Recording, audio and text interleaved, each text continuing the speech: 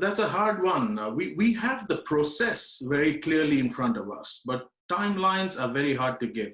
The process is simple. The first step is for all the governments, one by one, to open up their airports and their countries for two-way air traffic. I believe that is still a month or two away at the very least. It's only after that that one can begin to build air services back again. And then you have to help develop customer confidence and passenger comfort with the idea of traveling again. And so I believe this is going to be a process that will begin with the airports opening up, which is the legal hurdle. And thereafter, to start building passenger confidence and sentiment, it's going to be a good 6 to 12 months slog, I believe. Now, what do you think passengers will need to do to fly a Jazeera Airways flight? Obviously, regulation is going to be important, but in your mind, how many people will there be on a flight? Will there be empty seats? Will people be wearing masks? We already have, during the process of repatriation, set down some of these regulations and processes. The first step is to ensure that passengers feel comfortable and our crew are safe and secure.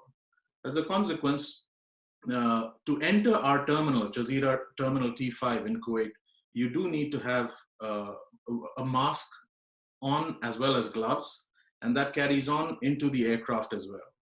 We don't permit passengers to bring in hand baggage to minimize passenger-to-passenger contact.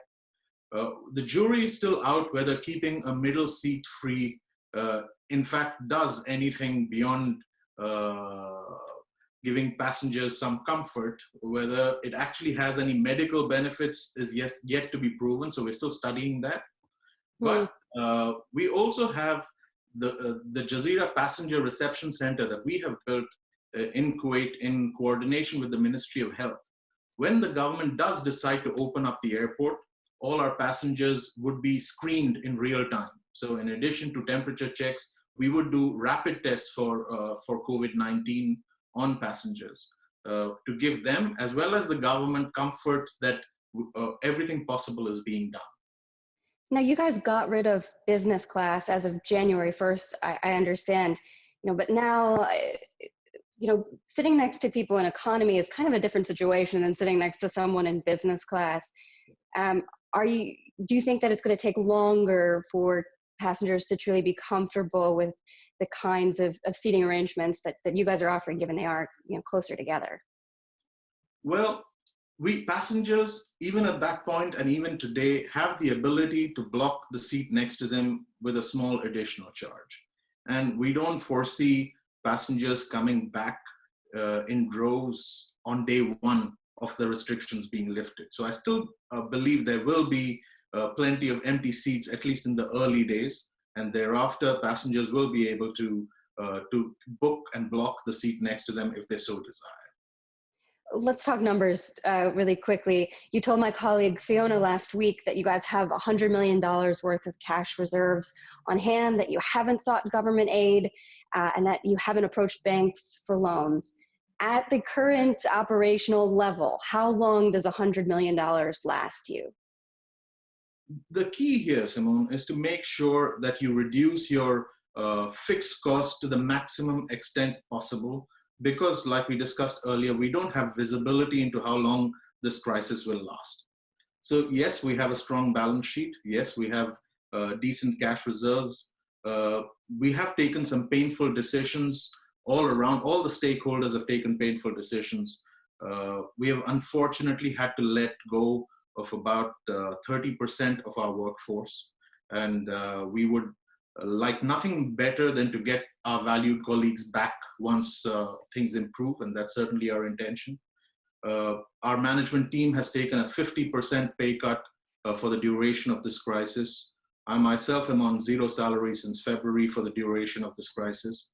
Our board and shareholders, despite having had a very good year last year, have sacrificed the dividend that was announced, and that cash remains within the company. And our lessors, aircraft lessors, are supporting us during this period and are engaging with us in a conversation to defer and waive aircraft lease rentals. All these help towards conserving cash, which is the priority of the day.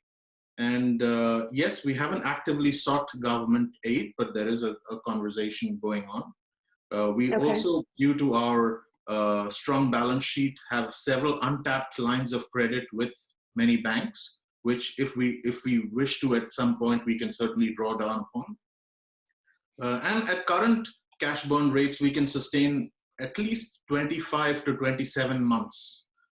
25 to 27 months.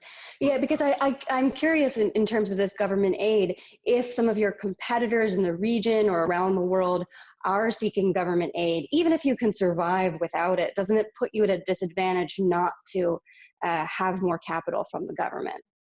There's no such thing as a free lunch, as we all saw with Lufthansa day before yesterday, with the government actually coming in and buying 25% stake in the company. So yes, airlines that are owned by governments will be supported by governments. For us, as a listed company in the Kuwait Stock Exchange, our primary aim is to stand on our own feet. We believe that the strong, nimble airlines will survive and thrive after this crisis, but it's going to be a tough slog to get there. Well, to that end, looking forward, I know in February, early February, you said that your 2-year plan was for 25 planes, 50 destinations. Obviously, at early February, the outlook was quite a bit different. Is that plan on ice, or do you still think you can get there? The plan is very much there. We just need to push everything out by 18 months. 18 months more. Okay, so 3.5-year plan. Quickly, do you see any opportunities for potential acquisitions, consolidation in the industry that could bring benefit to Jazeera Airways? We are looking at a number of possibilities. As you know, one of the things that's unique about Jazeera is we are the only airline that I know of that owns its own terminal. And that, I believe, is something that we're building on the concept, and moving forward, that will play a major role, the terminal and other associated businesses with the terminal. We're also looking at a number of other opportunities with respect to fleet. As you know, never let a good crisis go unexploited.